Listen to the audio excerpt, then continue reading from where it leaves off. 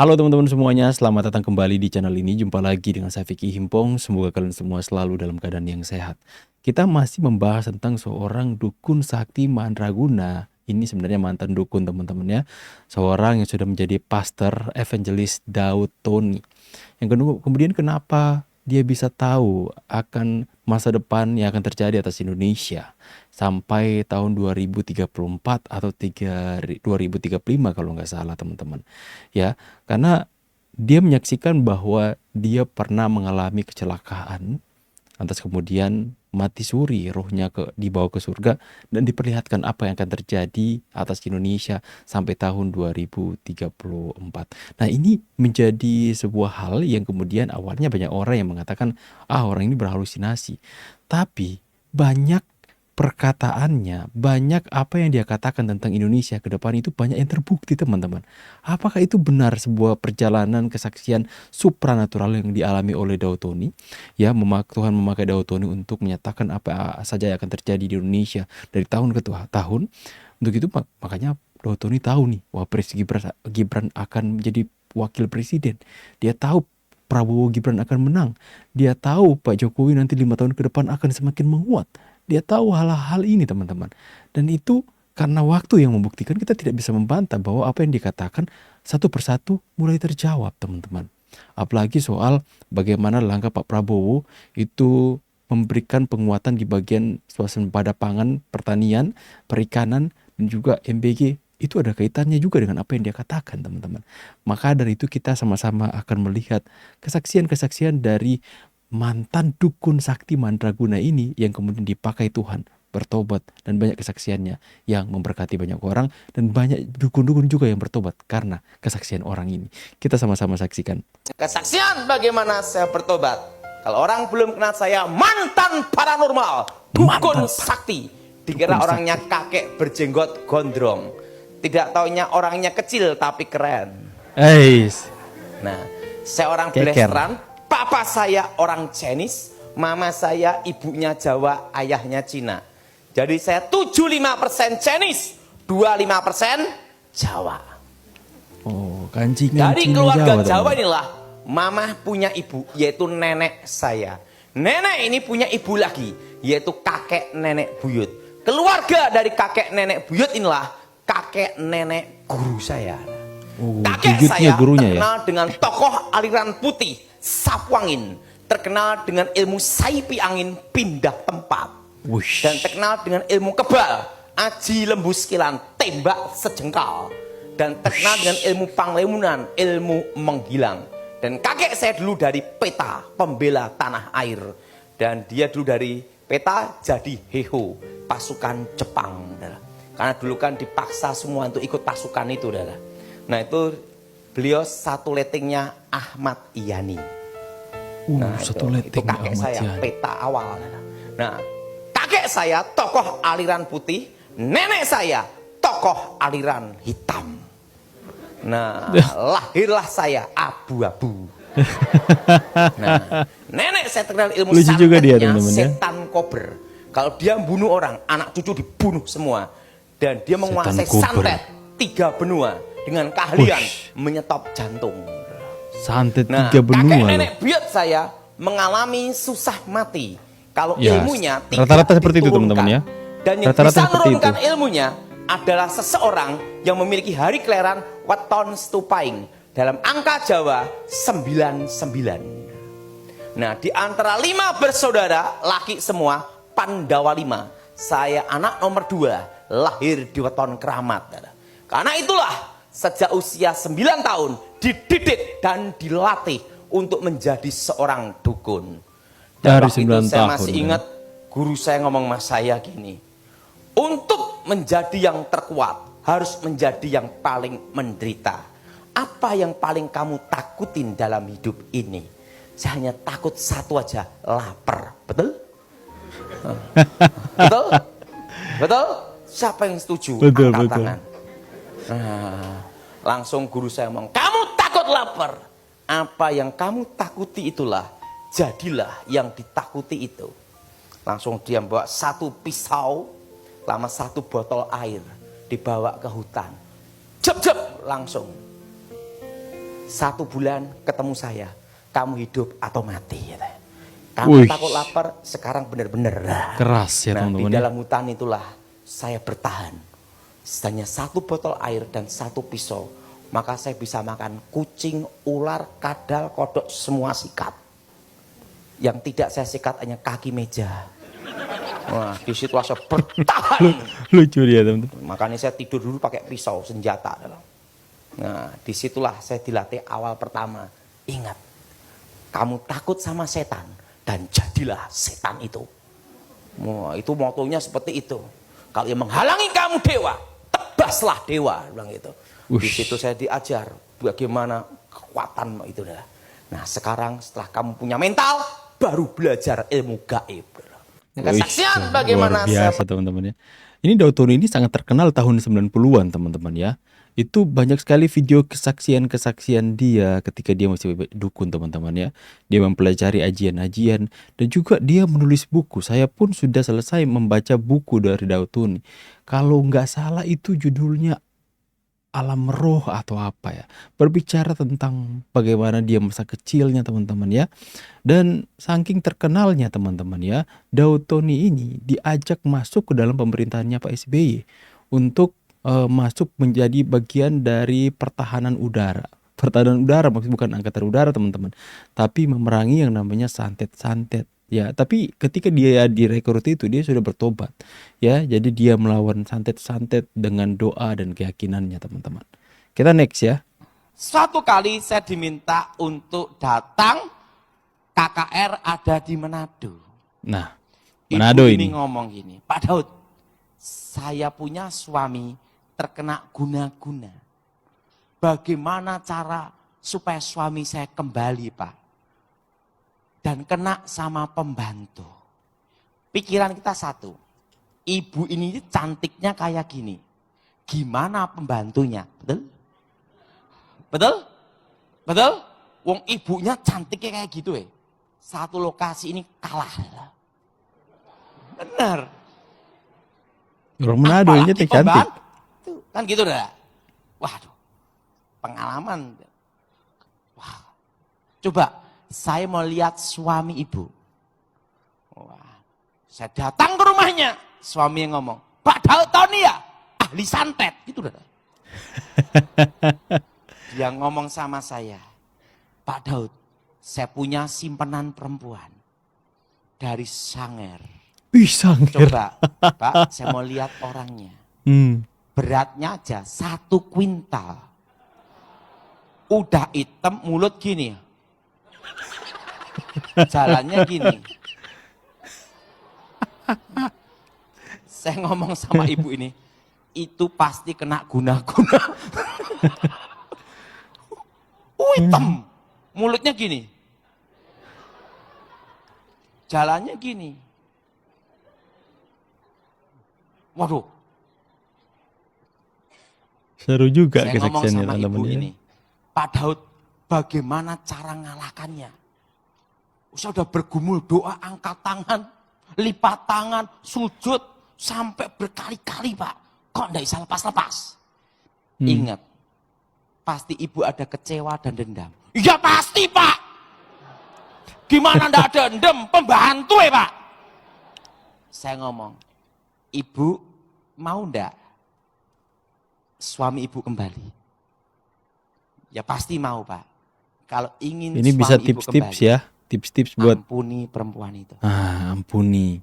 Karena ingat, mobil dikasih bahan bakar langsung jalan. Jalan. Betul? Tetapi kalau tidak dikasih bahan bakar, mogok. Betul? Apa yang harus saya lakukan Pak Daud? Ibu ampuni perempuan itu, ampuni suami ibu. Dan yang kedua, saya tanya sekali lagi, apakah ibu betul-betul mencintai suami ibu? Saya mencintai untuk keluarga. Oke, lakukan ini. Tidak lama. Maksimal 1 tahun. Paling cepat 3 bulan. Apa yang terjadi? Tidak sampai 3 bulan, baru sebulan suaminya sadar. Kembali ke keluarga. Mi, kok aku ketemu orang kok segemuk itu ya? sadar. Ingat, untuk menghadapi ilmu guna-guna harus dengan unsur air. Setelah saya bertobat, baru saya ngerti itu adalah kasih. Kasih. Ya, tips juga buat ibu-ibu ya yang mungkin suaminya kena guna-guna. Ampuni mereka dan kasihi mereka.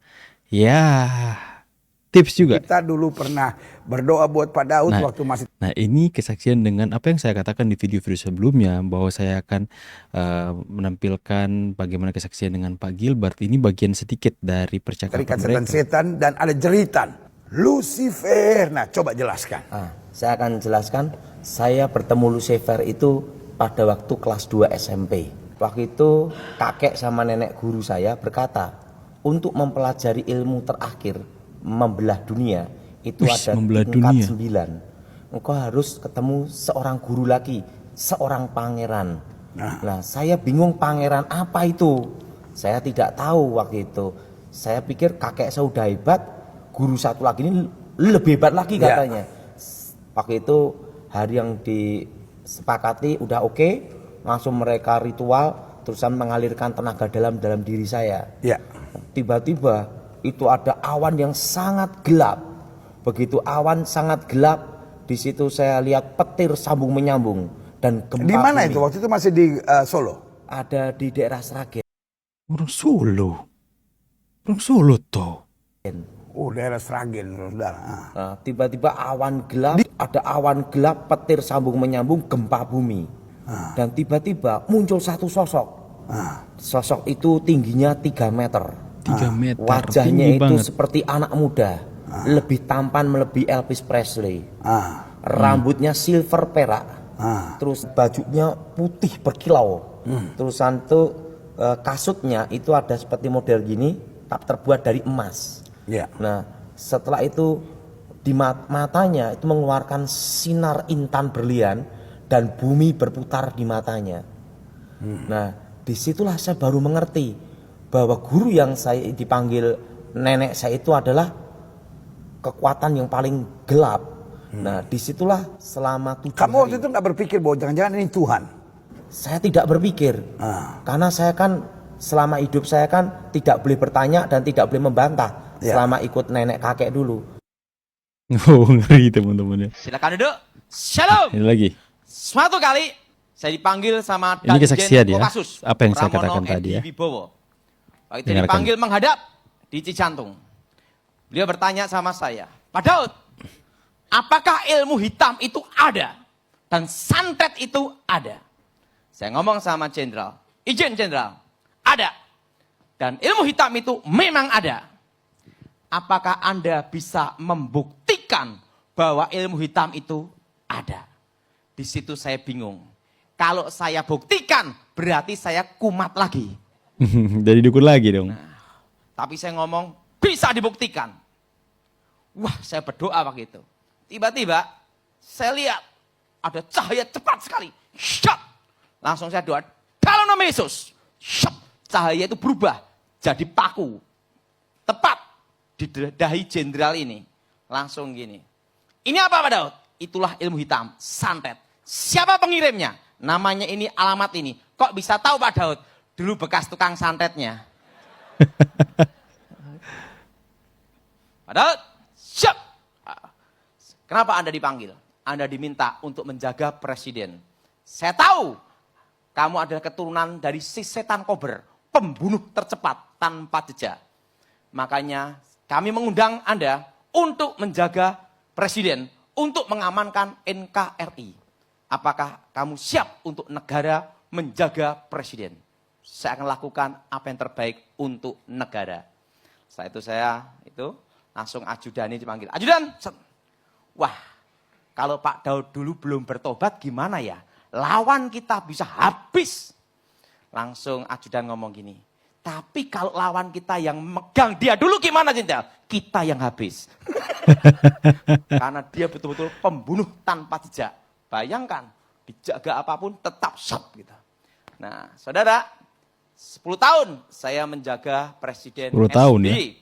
untuk mengamankan Presiden sebelum Presiden kunjungan dimanapun tempat. Untuk menghilangkan untuk satu bidang, penangkal ilmu hitam. Penangkal ilmu hitam. Nah, tahun 2001, waktu itu saya diminta sama inspektur polisi, Pak Daud, Anda diminta untuk memberi pengarahan, untuk ngasih pengajaran di Akademi Kepolisian Semarang. Anda ditugaskan, diminta untuk mengajar. Karena banyak kasus hipnotis, kerusuhan Poso, kerusuhan Ambon, dan banyak sekali kasus hipnotis di berbagai tempat di masyarakat. Karena itu Pak Daud diminta untuk ngasih pengarahan di Akademi Kepolisian. Waktu itu Gubernur Akpolnya Khairul Rasyid.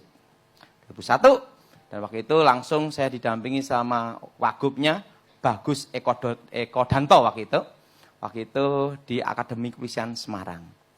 Nah, 2001 sampai 2003 saya ngasih pengarahan di Akademi Kepolisian waktu itu. Waktu itu ada banyak, itu ada Muhammad Nur, jadi ada yang Islam, Kristen semua kumpul semua. Ada Muhammad Nur, ada apa itu Beni Bawensel. Setelah itu banyak sekali yang waktu saya ngasih pengarahan itu lewat 2001 sampai 2003 adalah. Dan tahun 2004 saya diminta untuk menjaga Presiden SBY. 2004 sampai 2014 saya diminta untuk menjaga 10 tahun ya. dengan satu bidang tentang penangkal ilmu hitam. Jadi yang hitam-hitam tugas saya adalah.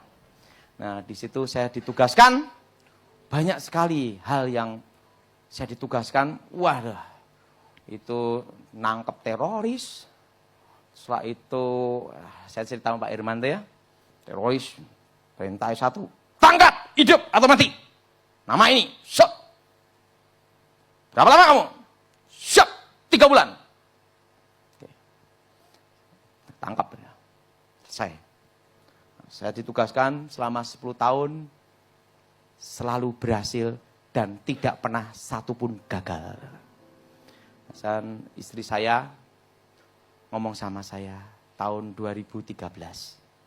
Papi sudah bertugas untuk negara. Sekarang, tapi papi ingat anak-anak. 10 tahun sampai anak saya itu, saudara, jarang ketemu saya. Jadi kalau saya datang ke rumah, papi datang langsung ngumpet semua, ada. Langsung tidur gini semua.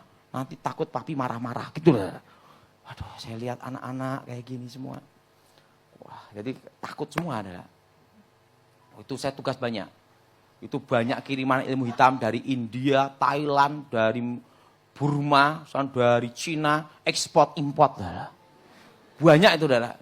Itu, dan kalau presiden sebelum tiba kan, sebelum pas pampres tiba, itu lokasi harus tidur dulu dari ilmu hitam. Baru pas pampres tiba, presiden tiba.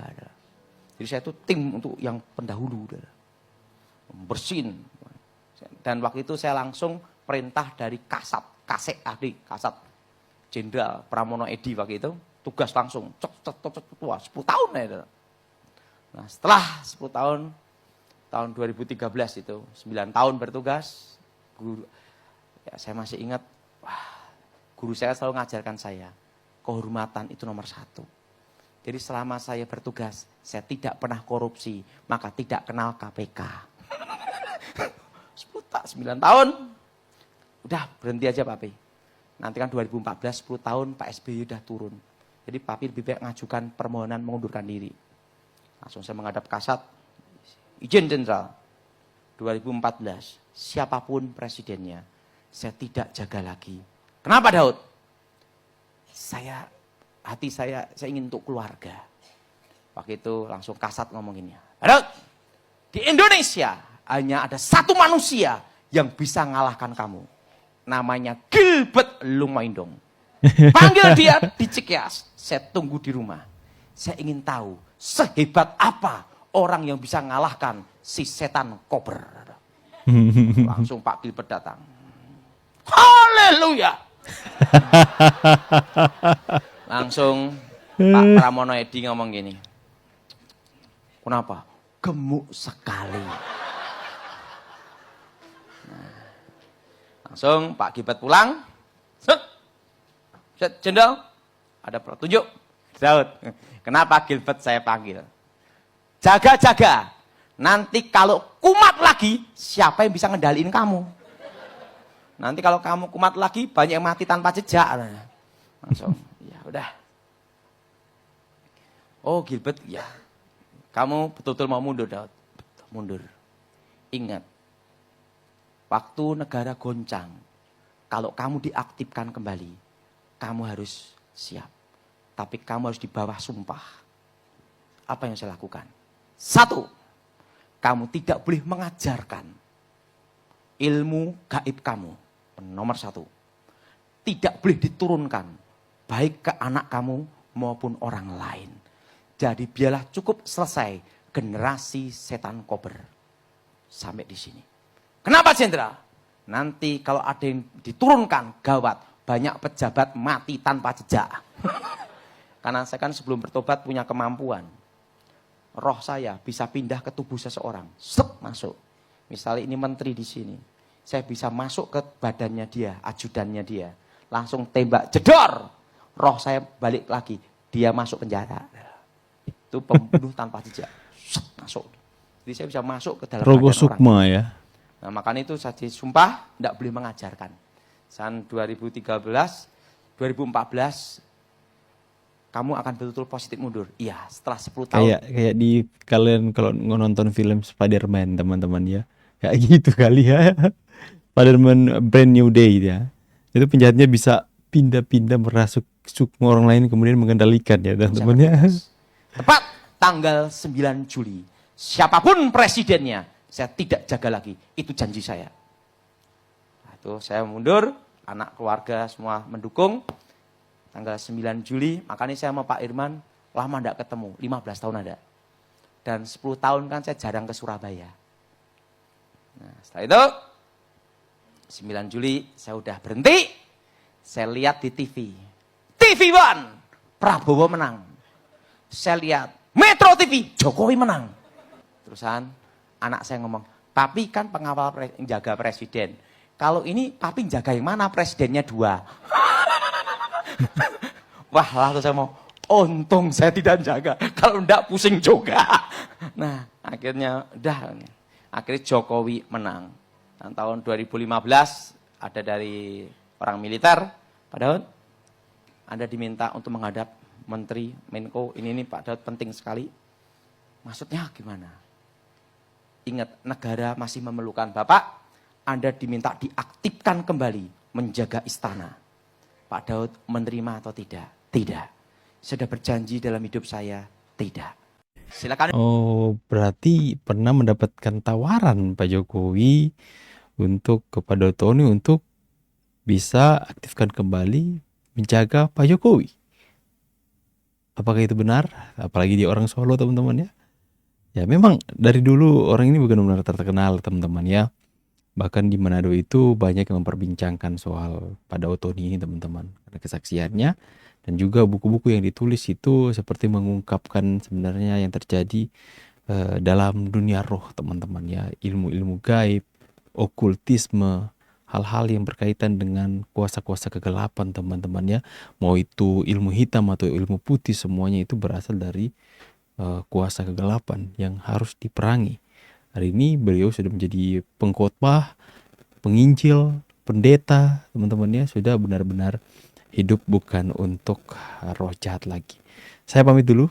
Itulah sedikit cerita dari Daud Tony yang kemudian kita kaitkan dengan politik karena beliau suka memberikan pandangan soal perpolitikan.